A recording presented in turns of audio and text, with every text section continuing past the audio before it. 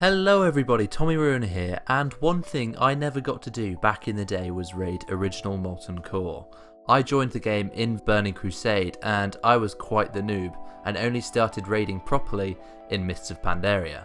Now I know that's quite a long transition, but I did come in and out of the game, but it was great to go back to Molten Core the other day and start taking down some bosses. We got together a raid group and we went to look and take down Lucifron, the first boss in Molten Core. Now, as you may be aware, the Ascension team have made these fights considerably different to vanilla due to the fact that you can have OP builds and combos. And they have basically added new mechanics worthy of a classless realm to these bosses, which make them much harder. Now, seeing as I didn't do the fights back in vanilla, I'm not exactly sure of the differences and the changes from what it was like back in vanilla, but I know now that it is considerably harder than what it was back in the day. So after a few wipes, we managed to get the tactics sorted and get this boss down. And to be honest, it was quite an interesting fight. From a melee perspective, we all just had to nuke down the ads first and watch out for a debuff which got placed on any random player, and what that did was pulse AoE damage to the group that you're standing in, and so you had to move out with that debuff or you had to get dispelled. So we only had 5 people with dispelling in our raid group, which is one thing which I'd really like to speak about, because for a classless server you'd expect everyone to pick up like basic things like Dispel or Decurse, but you'd be surprised at the amount of people who don't. Most people want to make the most OP builds with the most exciting spells which they can, and things such as Decurse and Revive just aren't that exciting and you can't really use them in most situations. So the amount of people who had Decurse was relatively low, which led to problems. We could have done this fight so much easier if more people were focused on their raiding builds.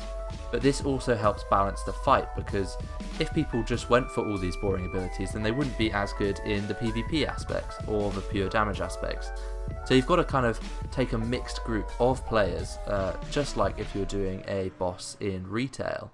We had 5 people dispelling, and we also had people banishing, because the boss does a mechanic where he can transform you into an imp. And if you get transformed into an imp, you lose control of your character. It's kind of like a mind control. And what happens then is you start casting the spell which transforms people into imps.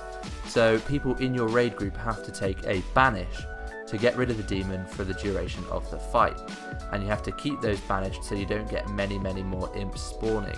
Once the ads are down, it is a straight nuke fest, and unfortunately I somehow got meleeed for 6k damage and I got one shot. I'm not sure if he does some kind of frontal cleave and I was meant to be standing at the side or something. I don't know. I was just kind of like hitting some buttons, trying to focus on my rotation to get the most damage done, because I was fairly new to this version of the cat build, and I wanted to try and get it nailed. The top DPS builds were notably the fire builds that were using things like Pyroblast, Fireball and Ignite, and these seemed very strong. The top 2 DPS were these builds. The other builds that were top were ranged hunter builds. In fact, the top 5 was all hunters or mages, and then you start to see the melee builds filtering through after that. But it was interesting to see how these kind of archetypes play out in terms of where they fit in the damage meter. Having these range builds being at the top is kind of normal. These guys don't have to worry about being on the move as much. They don't lose as much damage when they are running away with a debuff, for example. So it's not uncommon to have these builds on the top.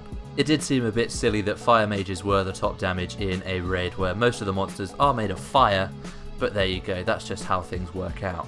But it was very interesting to see how different people's builds played out, and one thing that I did notice was that, despite it being a classless server, most people stayed with one archetype, whether it be fire damage, frost damage, like ranged hunter builds for example. Most of them stayed within that classic Blizz-like class fantasy, which is something which I really like, having made things like the Holy build. I like playing things with strong fantasy, so it was good to see these different builds coming through. But yeah, overall it was a really great experience seeing these new mechanics in play, and seeing how people coped with them with this whole classless aspect. But yeah, that's all from me, guys. Thank you very much for watching. If you like this video, give it a like, and I'd really love to know what your experiences are of Molten Core in the past are like, and how you think it will differ on Project Ascension. But once again, thanks for watching, and I'll see you all very soon. Fuck yeah, guys. Oh my god, finish Wow. Oh yeah. 5 resistance, amazing.